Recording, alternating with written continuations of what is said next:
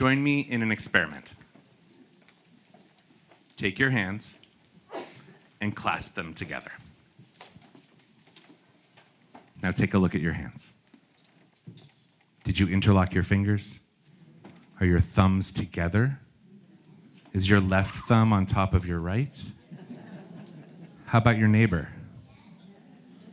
Similar? Different? Now do it again, but do it in a way that's not quite as comfortable.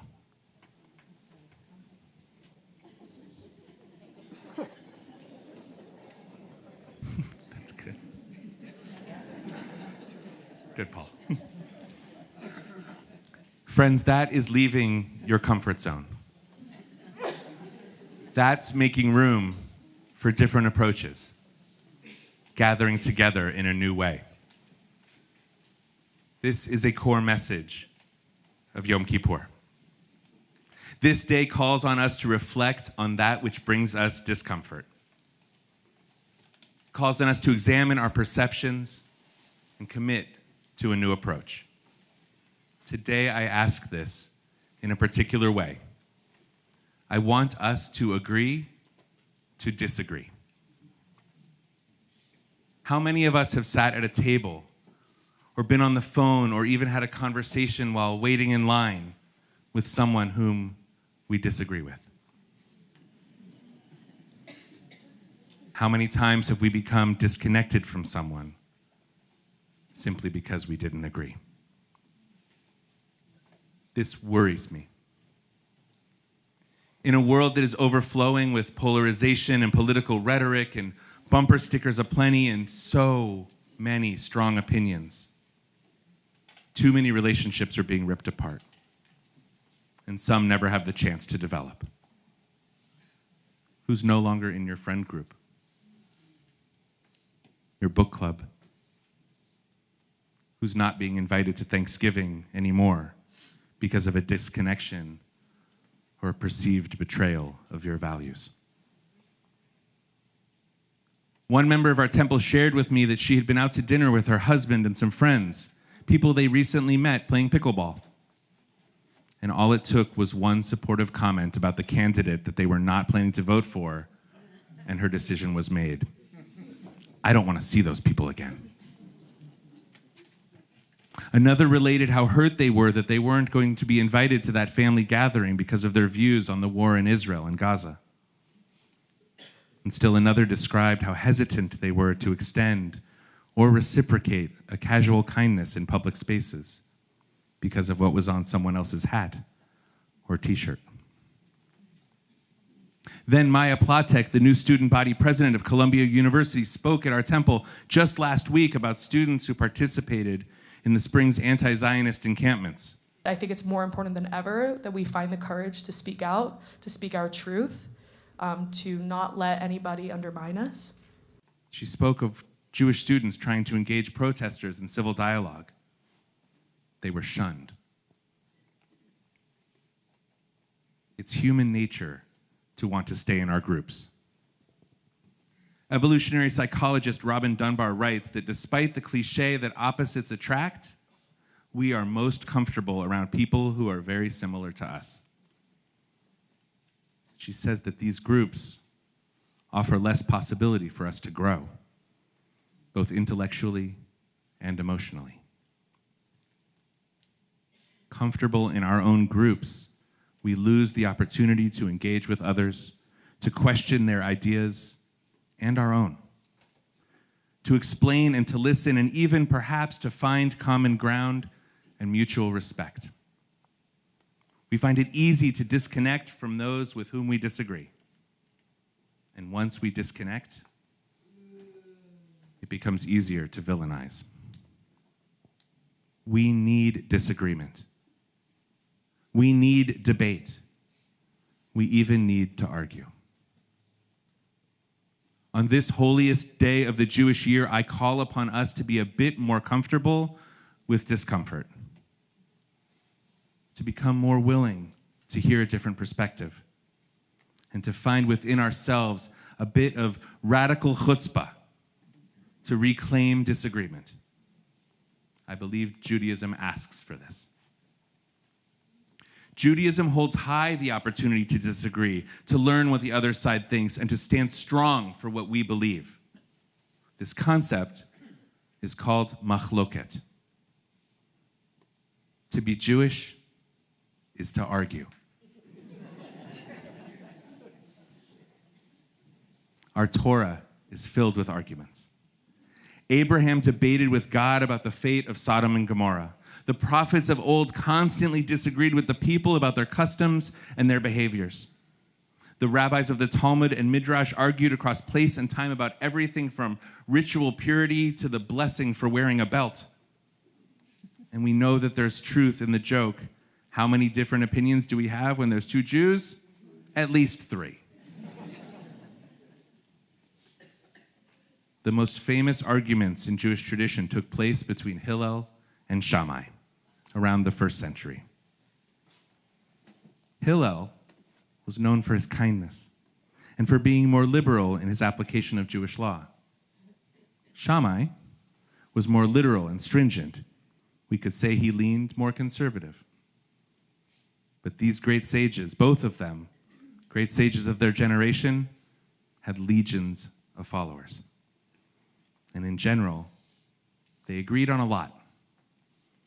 But there were many disagreements about the details of how to do things Jewishly. For example, Hanukkah candles. Shammai argued that when you light Hanukkah candles, you start the first night with all 8 candles lit and decrease by 1 each night. Hillel disagreed and said, no, we should not light the candles from most to least. Rather, we should start with 1 on the first night, increasing until the menorah is full on the last of the 8 nights. In the Talmud, there are recorded over 300 arguments, moments of machloket, between Beit Hillel and Beit Shammai. Jewish practice usually falls on the side of Beit Hillel.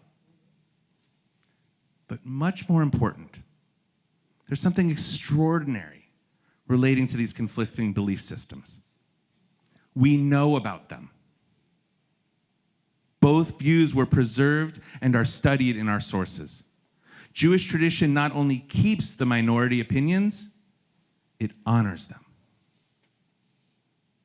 These two opposing sides are held in an elevated status not because they argued, but because of how they argued. Their wars of words were rooted in study and citing each other's arguments. They made room for each other and connected in their discomfort. They had machloket, and they always ate together. They had machloket, and they danced together when their children married one another. They held conflicting opinions and simultaneously created and lived in a dynamic community. We learn much from them. We learn that healthy dispute can be an act of creation. We know that all arguments are not the same. The Mishnah gives us a way to judge them. Kol machloket shehi l'shem shamayim sofa lehitkayem, that every machloket, every argument that is for the sake of heaven will in the end endure. V'she'ina l'shem shamayim ein sofa lehitkayem, but the ones not for the sake of heaven will not endure. Which arguments are for the sake of heaven? The disagreements of Hillel and Shammai. They are appropriate and long-lasting. Which are not? The disagreements of Korach and his followers.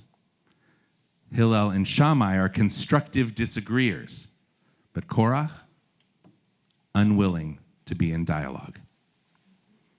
Korach had led a rebellion against Moses and Aaron and divided the people. His arguments were rooted in jealousy and provocation and wanting to win. What resulted? The Torah tells us that God opened up the earth and swallowed Korach and his followers. That machloket did not endure. On the other hand, Hillel and Shammai argued in the hopes that truth would prevail, Their debates are called Elu ve'elu divrei Elohim chayim hen. That both these words and these words are the words of the living God. Both Hillel's and Shammai, they were seeking to be holy. Both their opinions mattered. In these passages, what is most important seems to be an openness to appropriate approaches, to diversity of thought. Being open to the idea that understanding of others can be an act for the sake of heaven. Morty and Sarah are driving in Florida. They notice a sign that says city limit Kissimmee, and they start arguing about the correct way to pronounce it. Kissimmee, says Morty. Wrong, says Sarah. The right way is Kissimmee. It could be Kissimmee. They keep arguing, and they stop for lunch. They sit at a table when a waitress approaches, and Sarah says, excuse me, my beloved and I are arguing about the correct way to pronounce the name of this place. Please tell us where we are and say it slowly so that we get it right. The waitress says, sure. First watch.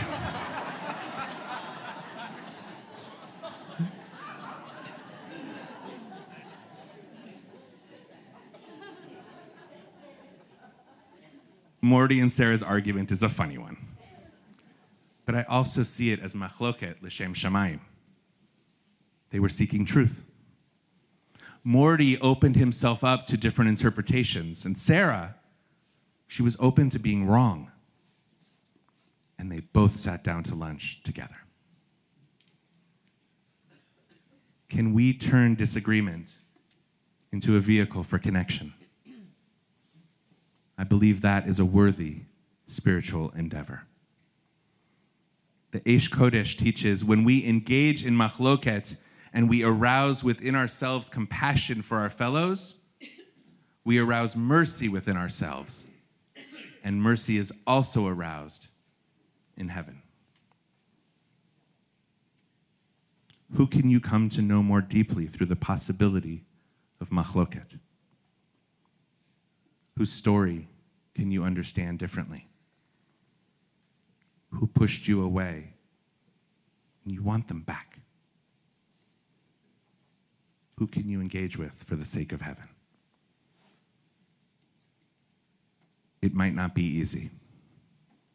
Or it might be as simple as showing up, clasping the hand of another, being comfortable in discomfort, moving forward with someone with whom you do not agree. How do we do this? Each of us has our own form that we must establish, our own motivation and our own partners in this sacred work of machloket. I want to offer you 5 suggestions that I find effective and important. 1, dare to make the initial approach, to journey into another's space. You don't have to like it there. You can leave afterwards, and then you'll know what the wallpaper looks like. 2, be curious what informs someone else's position. Ask them, what's your important story that connects you to this? Stories can be both a window and a mirror. 3, bring humor. Wear funny hats. Offer to sing the entire discussion. Start with a provocative statement like, I want to play devil's avocado. It'll lighten the mood. 4,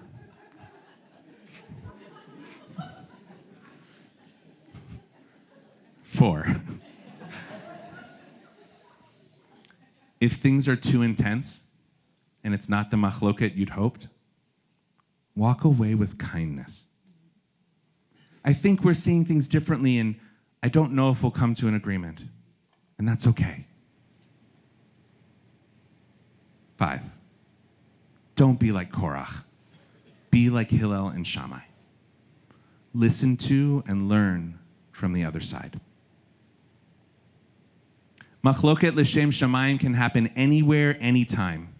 In homes, on the internet, in classrooms, at dinner tables, in line at the supermarket, inside ourselves, in our Temple Emanu-El community, and in our neighborhoods.